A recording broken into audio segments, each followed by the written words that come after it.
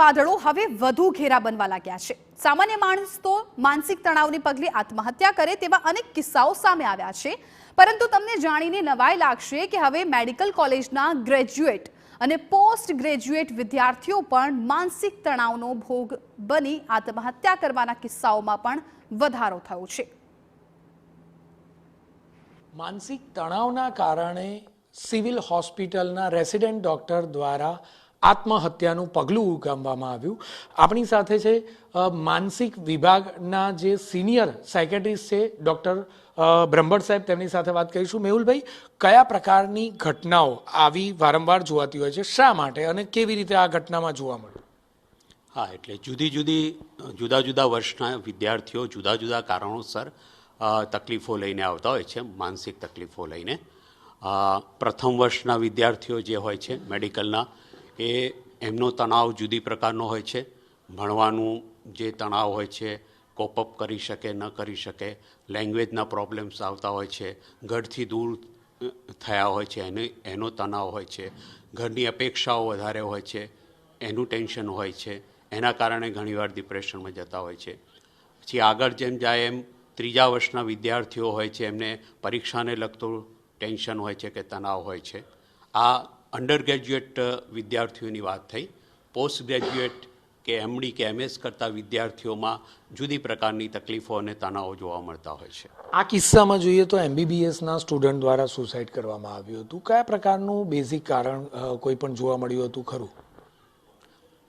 Particular આ જે દર્દીમાં suicide થયો છે એના વિશે સંપૂર્ણ વિગતો મારી પાસે ઉપલબ્ધ નથી, પણ જો એ ત્રીજા વર્ષનો વિદ્યાર્થી હોય તો એને પરીક્ષાને લગતી તણાવ કે ટેન્શન હોઈ શકે અને એના કારણે ડિપ્રેશનમાં ગયા હોઈ શકે। ખાસ તો સિવિલ હોસ્પિટલમાં જ સાયકેટ્રિક વિભાગ ખૂબ મોટો અને બહોળો અનુભવ ધરાવતા તબીબો પણ છે, વધુ પડતા દર્દીઓ પણ આવતા હોય છે। આ દર્દીઓમાં રેસિડેન્ટ ડૉક્ટરો દર્દીઓ તરીકે રહેતા હોય એવું કેટલું પ્રમાણ છે? એક્ઝેક્ટ પ્રમાણ તો કાઢવું બહુ અઘરું છે, કારણ કે અમારે તો બહુ રોજની અંદાજે 100ની ઓપીડી હોય છે અને એમાં ડિપ્રેશનના આશરે 15% જેવા કેસીસ હોય છે। પણ રેસિડેન્ટ ડૉક્ટર અને બીજા જે અંડર ગ્રેજ્યુએટ જે એમબીબીએસ કરતા ડૉક્ટર છે એ અમારા ડિપાર્ટમેન્ટના સંપર્કમાં હોય એવા આશરે 20થી 25 ડૉક્ટરો અમારા ડિપાર્ટમેન્ટના સંપર્કમાં છે કે જે વ્યવસ્થિત નિયમિત સારવાર લઈ રહ્યા છે। આ જે 20થી 25 ડૉક્ટરો છે તેમના કયા કયા પ્રકારના કારણો આપને જોવા મળ્યા છે? કયા પ્રકારની ફરિયાદ, ડિપ્રેશન કયા પ્રકારનું હોય છે તે બાબતે?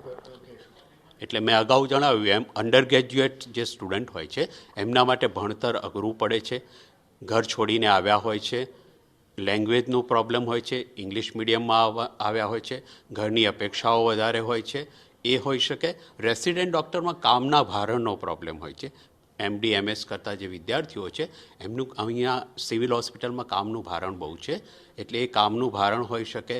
અને ઘણીવાર હવે આ જમાનામાં રિલેશનશિપ ઇસ્યુ પણ ઘણા જોવા મળતા હોય છે। સોશિયલ મીડિયાના કારણે બહુ નજીક સંપર્કમાં આવવાના કારણે રિલેશનશિપ ઇસ્યુ અને બ્રેકઅપના પ્રોબ્લેમ પર જોવા મળતા હોય છે, એના કારણે પણ ઘણા વિદ્યાર્થીઓ ડિપ્રેશનમાં જતા હોય છે। ટૂંકમાં કહીએ તો બ્રેકઅપની વાત હોય કે પછી અણધાર્યા પરિણામની વાત હોય કે પછી તેમને રહેવા અથવા તો વધુ પડતા કામના બોજાના કારણે કેટલેક અંશે મુશ્કેલી પડતી હોય છે, અને આ જ બાબતે લગભગ 20થી 25 જેટલા રેસિડેન્ટ ડૉક્ટરો સિવિલ હોસ્પિટલમાં માનસિક વિભાગમાં કેટલેક અંશે સારવાર મેળવતા જોવા મળ્યા છે। કેમેરામેન ઇમરાન શેખ સાથે જિગ્નેશ પટેલ, TV9 અમદાવાદ।